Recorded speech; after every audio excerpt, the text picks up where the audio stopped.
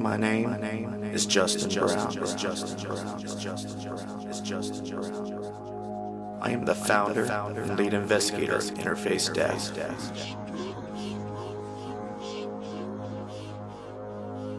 A paranormal research group based out of Hillsboro, Ohio. We specialize in EVP and ITC research. We investigate claims of the supernatural, hauntings, urban legends, demonic activity. We delve in all aspects of the paranormal. What happens when we die? Can I speak to the loved ones that have long since passed? Or the legends in my community, based off truth or tales?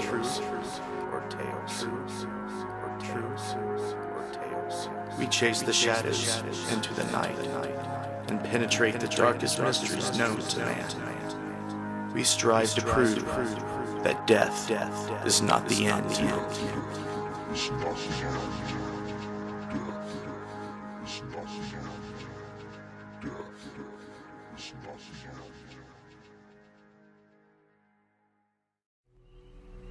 Hello, my name is Justin Brown with Interface Death, and I want to upload a video for my subscribers and my fans on Facebook concerning what we will be doing as a group in 2014. We have done a few locations this year, did some follow-up stuff at Sunnyside, investigated the Robertson building in Springfield, Ohio, and we had a private case that went public in Dayton.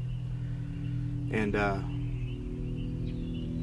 I'm pretty much going to stop doing so many films or videos and pretty much just combine everything that I plan on doing this summer into 1 or 2 documentaries. I'm going to be doing Ross County again, lots of locations down there again. I want to do Claremont County, and there was a few others I had in mind. Next weekend I'm going to go over to Vinton County and do Moonsville Tunnel on Paranormal Day, May 3rd, and do some shooting down there. Of course, we're going to investigate the place like we normally would any other place.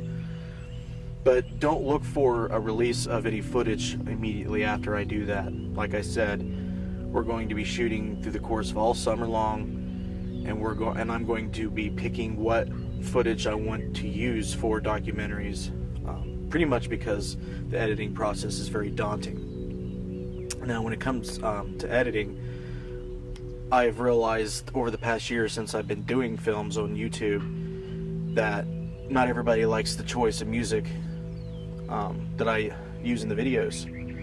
So I'm planning on pretty much removing the music aspect out of the videos and just using, music that accentuates whatever mood you're trying to convey, whether it be scary, empathetic, peaceful, or what have you. Just use sounds to accentuate what's going on in the film. Pretty much the reason behind that is I want everybody to not be turned away from the work I do just because of the music that I put in films. So that's an unfortunate side effect, but it's a necessary evil. I mean, you have to tailor how you do films based on your viewers' likes, tastes, so on. I'm going to start doing more instructional videos. I'm going to be talking about Spirit Mechanics Episode 2, what I have, got as far as data supporting my hypothesis, that I began with when I started investigating the paranormal, concerning EVPs, concerning ITC, and other devices that we use. And I've come a long way. I think that I've got a year under my belt, and that's starting point of data to kind of point you into developing your hypothesis more. Trying to work out different variables and different controls in your experiments. Trying to work into all the theory and get it supported is pretty much what I'm saying. I don't want to go on and on in this video, but what I thought when I first set out in May 2013 is a lot different, but not essentially. When you get into this field, you're going to think, well, I know how EVPs are generated by spirits. I know what spirits are made of. And you have these ideas, and you think it's just cut and dry, black and white, when there's so many different layers and facets to the paranormal that once you start getting the data and digging into cases, you know, people's lives, people's psyches, people's inner demons, cases that has torn apart communities and left stains, you know, across the world. There's not just spirits out there. There's not just demons out there. There's actually psychokinetic beings, multi-dimensional beings that can go back and forth, things that we can't even, you know, understand. And the reason I say that these things are possible is not the manipulation of the devices. You could tell if it's human. It's pretty cut and dry when, you know, you go into an area and the method of how they manipulate the devices and the characteristics, the signature characteristics involved in how they do it, allows one to infer certain things about them. One of those things concerning what I'm speaking about now is what type of entity could you be dealing with.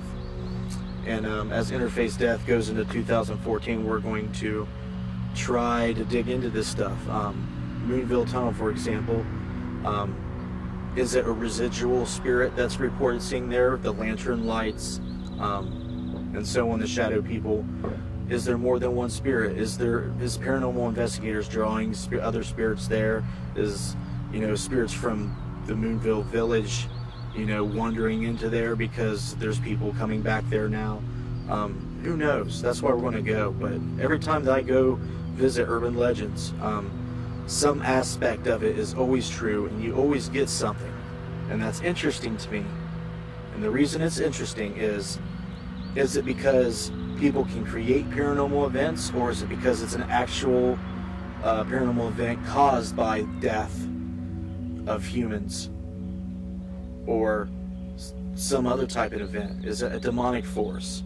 You know, so many questions to answer. But you know, it takes time. You can go to abandoned buildings, you can go to Indian burial grounds, you can go anywhere you would like, and you're going to get something, no matter where you go, if you're doing it right. You're probably going in the airport bathroom and get something paranormal if you know what to look for.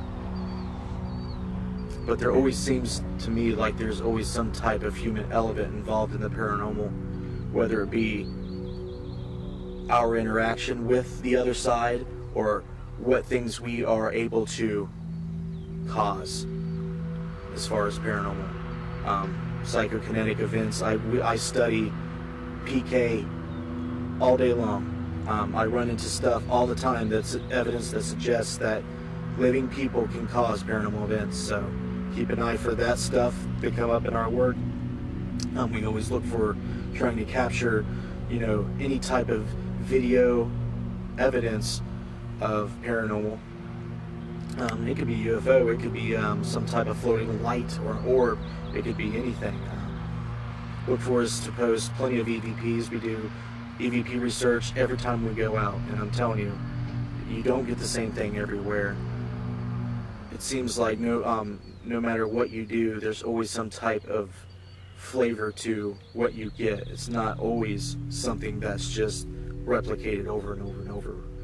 And that's what's so difficult about this field of research. So I'll leave you with that. The next video I upload is probably going to be the blood moon stuff that we did at Sunnyside on the blood moon. And thereafter, don't look for too many other documentaries of cases that we do. Just look for, you know, instructional guides, look for spirit mechanic videos, look for, I might do videos on how to use equipment, what we do specifically, not what everybody else does necessarily, but what we do with our equipment. And we'll see how it goes in 2014. Thanks for watching. Thanks for your support.